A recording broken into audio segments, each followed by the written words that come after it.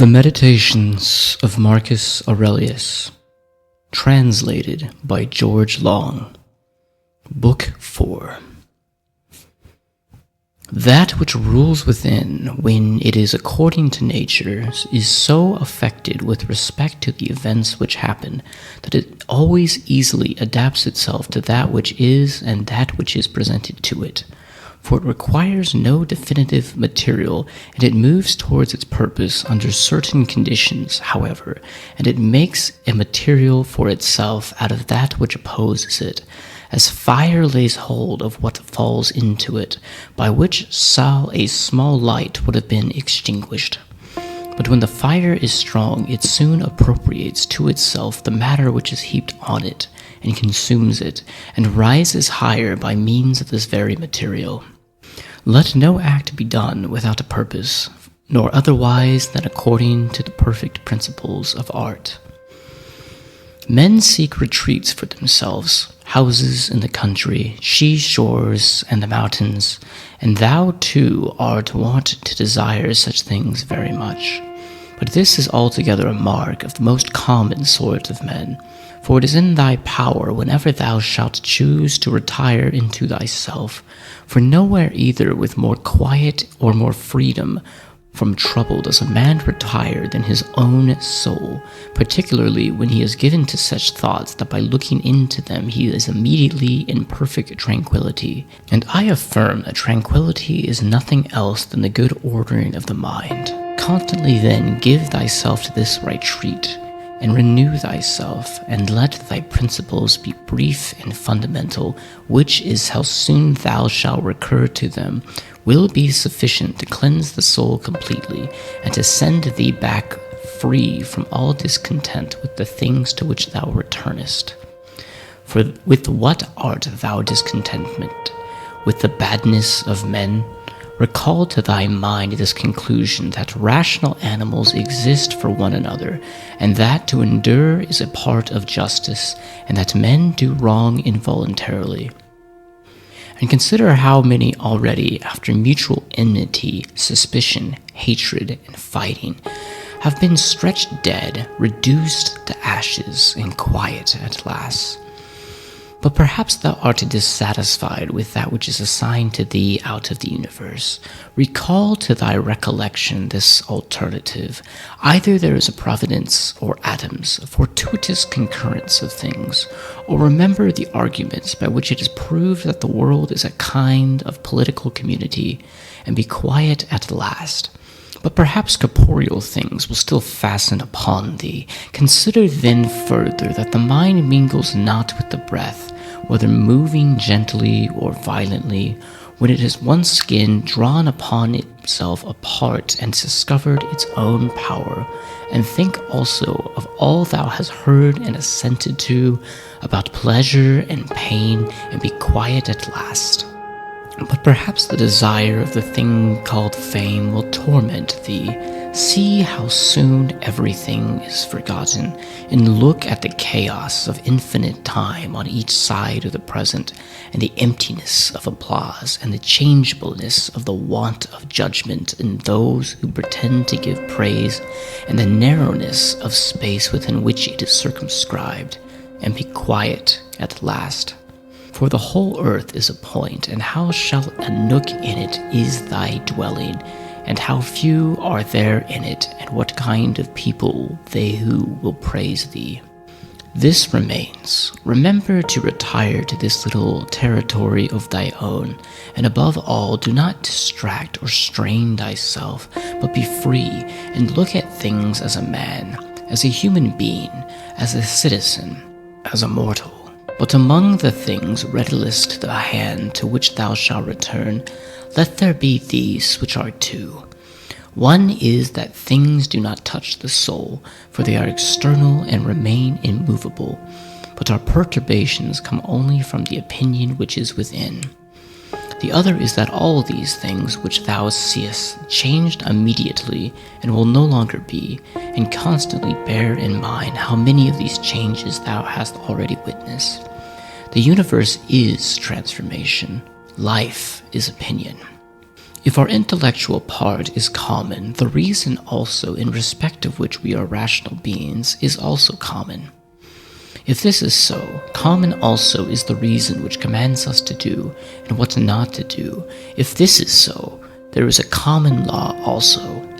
If this is so, we are fellow citizens. If this is so, we are members of the same political community. If this is so, the world is in a manner a state. For of what other common political community will any one say that the whole human race are members? And from thence, from this common political community, comes also our very intellectual faculty and reasoning faculty and our capacity for law. Or whence do they come? For my earthly part is a portion given to me from certain earth, and that which is watery from another element, and that which is hot and fiery from some peculiar source. For nothing comes out of that which is nothing, as nothing also returns to non-existence. So also the intellectual part comes from some other source. Death is such a generation, is a mystery of nature, a composition of the same elements, and a decomposition into the same, and altogether not a thing of which any man should be ashamed, for it is not contrary to the nature of a reasonable animal, and not contrary to the reason of our constitution. It is natural that these things should be done by persons. It is a matter of necessity, and if a man will not have at it, he will not allow the fig tree to have its juice. But by all means bear this in mind, that within a very short time thou and he will be dead, and soon not even your names will be left behind. Take away thy opinion, and then there is taken away the complaint. I have been harmed. Take away the complaint. I have been harmed, and the harm is taken away. That which does not make a man worse than he is, also does not make his life worse, nor does it harm him either from without or from within. The nature of that which is universally useful has been compelled to do this. Consider that everything which happens justly, and if thou observest carefully, thou wilt find it to be so.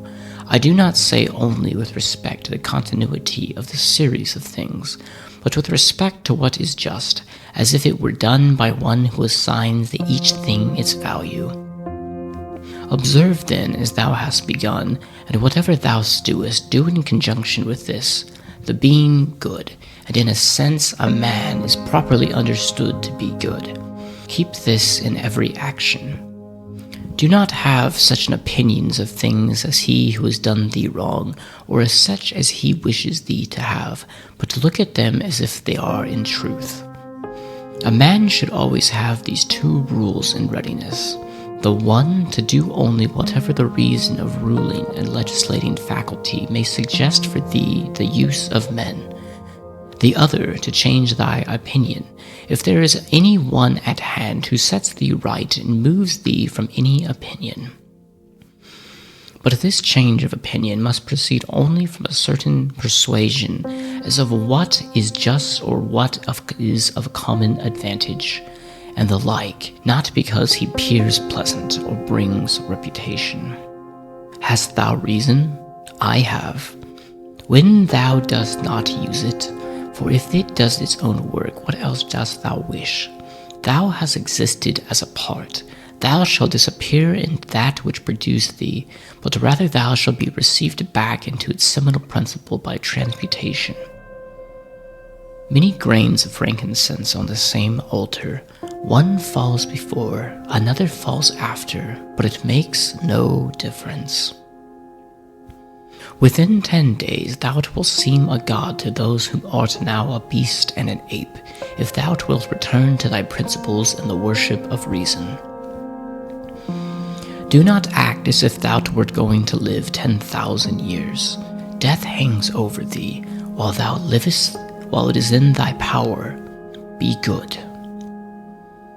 How much trouble he avoids who does not look to see what his neighbor says, or does, or thinks, but only to what he does himself, that it may be just and pure, or as Agathon says, Look not round at the depraved morals of others, but run straight along the line without deviating from it.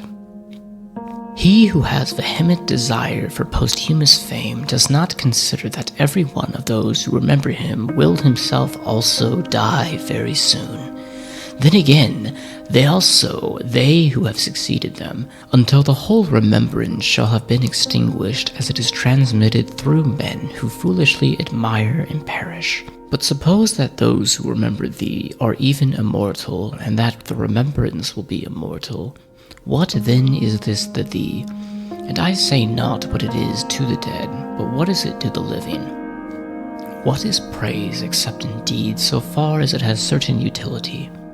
For thou now rejectest unseasonably the gift of nature, clinging to something else. Everything which is in any way beautiful is beautiful in itself and terminates in itself, not having praise as part of itself. Neither worse than nor better is a thing made by being praised. I affirm this also of the things which are called beautiful by the vulgar. For example, material things and works of art. That which is really beautiful has no need of anything, not more than law, not more than truth, not more than benevolence or modesty. Which of these things is beautiful because it is praised, or spoiled by being blamed? Is it such a thing as an emerald made worse than it was, if not praised, or gold, ivory, purple, a lyre, a little knife, a flower, a shrub? If souls continue to exist, how does the air contain them for eternity? But how does the earth contain the bodies of those who have been buried from times so remote?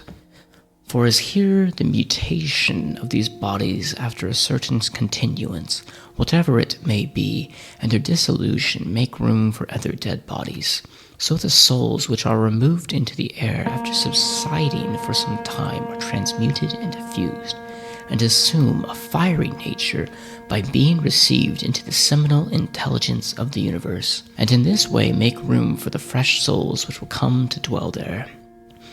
And this is the answer which a man ought to give to the hypothesis of souls continuing to exist. But we must not only think of the number of bodies which are thus buried, but also the number of animals which are daily eaten by us and the other animals.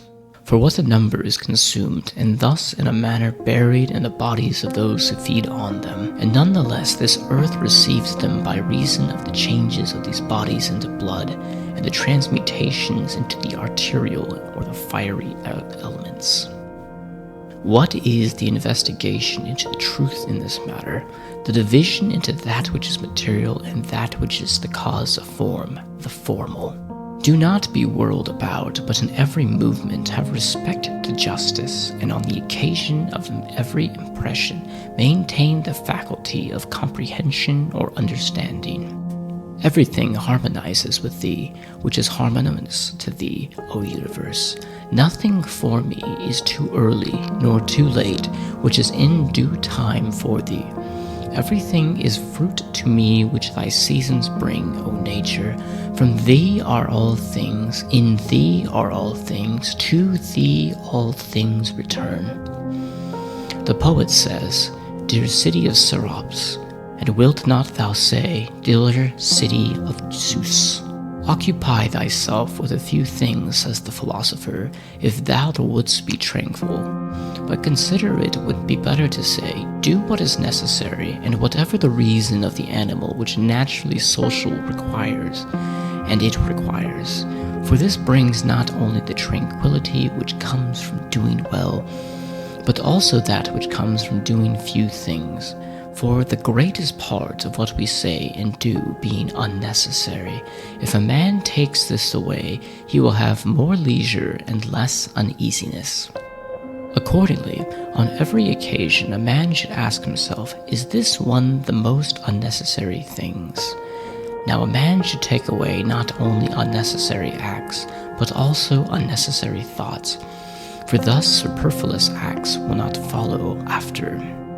Try how the life of a good man suits thee, the life of him who is satisfied with his portion out of the whole, and is satisfied with his own just acts and benevolent disposition. Hast thou seen those things? Look at these. Do not disturb thyself. Make thyself all simplicity. Does anyone do wrong? It is to himself that he does the wrong. Has anything happened to thee? Well, out of the universe from the beginning, everything which happened has been apportioned and spun out to thee. In a word, thy life is short. Thou must turn to profit the present by the aid of reason and justice. Be sober in thy relaxation. Either it is a well-arranged universe or a chaos huddled together, but still a universe. But can a certain order subsist in thee and disorder in the all, and this too when all things are so separated and diffused and sympathetic? A black character, a womanish character, a shrewish character, bestial, childish, animal, stupid, counterfeit, shrewdlicious, fraudulent, tyrannical. If he is a stranger to the universe who does not know what is in it, no less is he a stranger who does not know what is going on in it. He is a runaway who flies from social reason. He is blind who shuts the eyes of the understanding.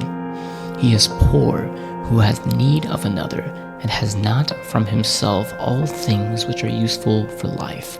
He is an abscess on the universe who withdraws and separates himself from the reason of our very common nature through being displeased with the things which happen. For the same nature produces this and has produced thee too. He is a piece rent asunder from the state who tears his own soul from that of reasonable animals, which is one. One is a philosopher without a tunic, and the other without a book. Here is another naked. Bread I have not, he says, and I abide by reason, and I do not get the meaning of living out of my learning, and abide by my reason. Love the art, poor as it may be, which thou hast learned, and be content with it, and pass through the rest of life like one who has entrusted to the gods with his whole soul all that he has, making thyself neither the tyrant nor the slave of any man. Consider, for example, the times of Vespasian.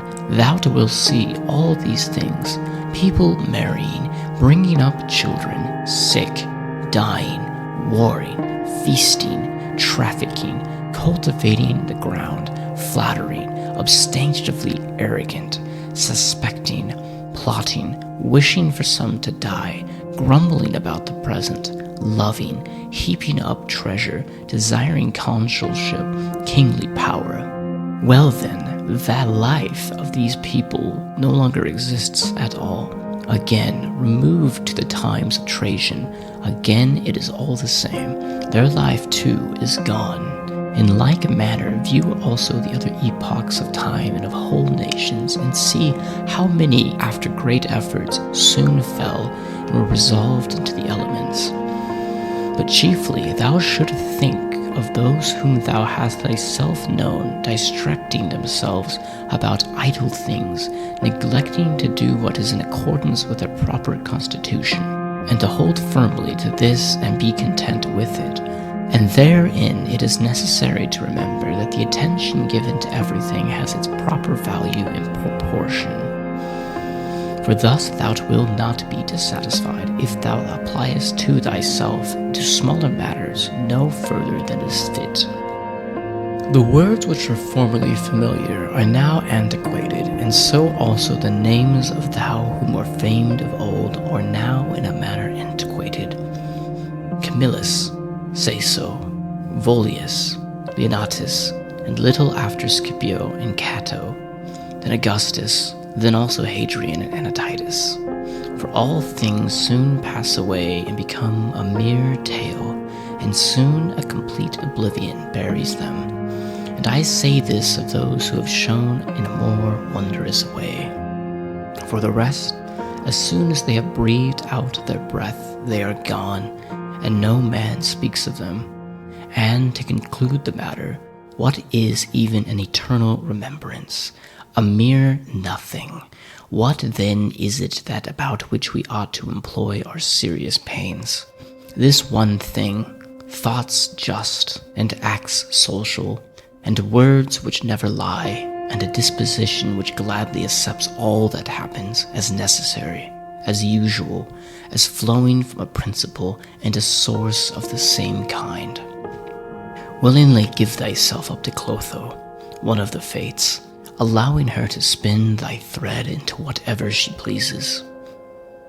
Everything is only for a day, both that which remembers and that which is remembered.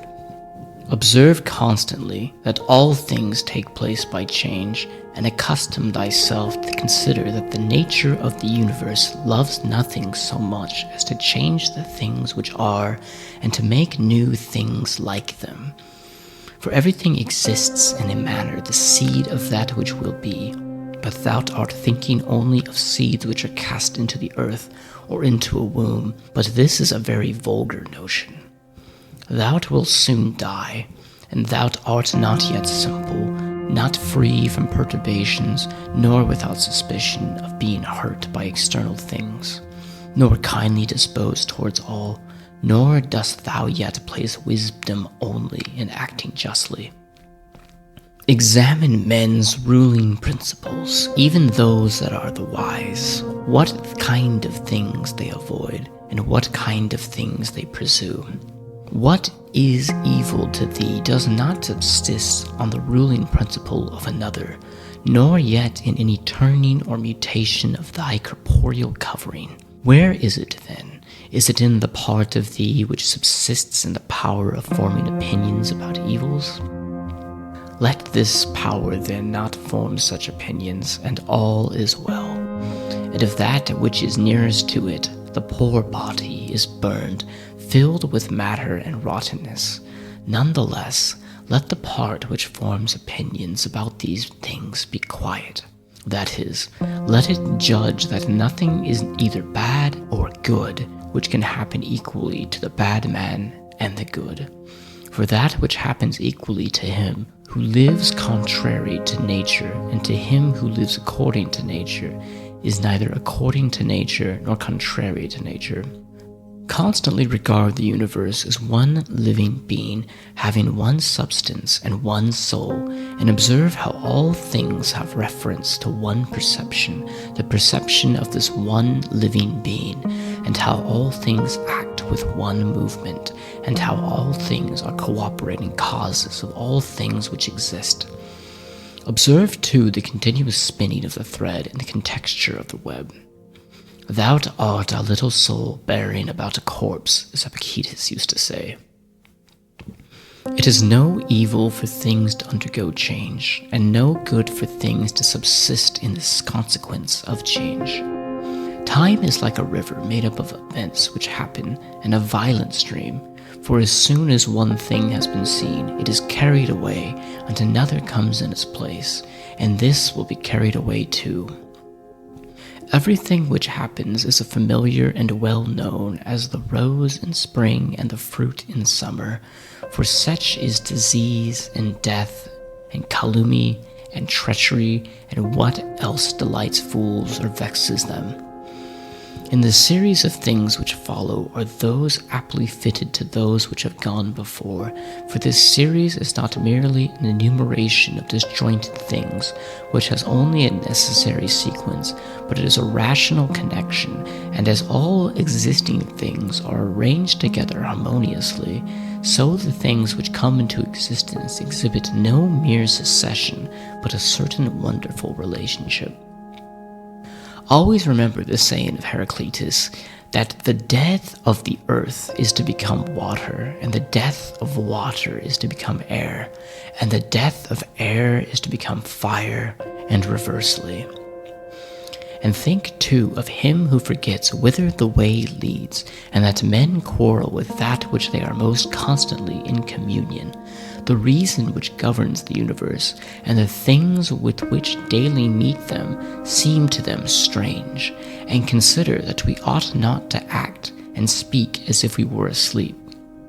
For even in sleep we seem to act and speak, and that we ought not, like children who learn from their parents, simply to act and speak as we have been taught. If any god told thee that thou shalt die tomorrow, or certainly on the day after tomorrow, thou wouldst not care whether it was the third day on the morrow, unless thou wast in the highest degree mean-spirited. For how small is the difference, so think it no great thing to die after as many years as thou canst name, rather than tomorrow. Think continually how many physicians are dead after often contracting their eyebrows over the sick, and how many astrologers after predicting with great pretenses the deaths of others, and how many philosophers after endless discourses on death or immortality, how many heroes after killing thousands, and how many tyrants who have used their power over men's lives with terrible insolence as if they were immortal. And how many cities are entirely dead, so to speak, Halys and Pompeii and Heracleum, and others innumerable. Add to the reckoning all whom thou hast known, one after another. One man after burying another has been laid out dead, and another buries him, and all this in a short time. To conclude, always observe how ethereal and worthless human beings are, and what was yesterday a little mucus tomorrow will be a mummy or ashes.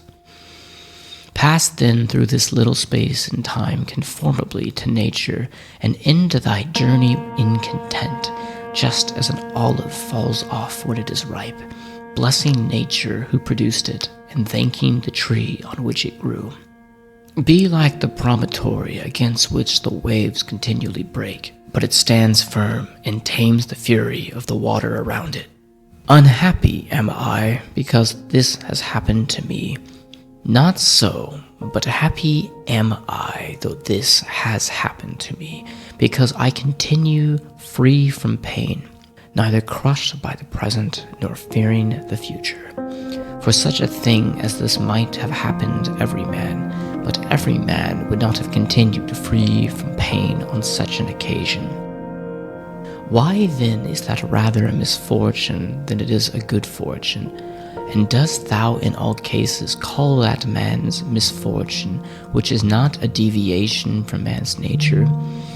And does a thing seem to thee to be a deviation from man's nature, when it is not contrary to the will of man's nature?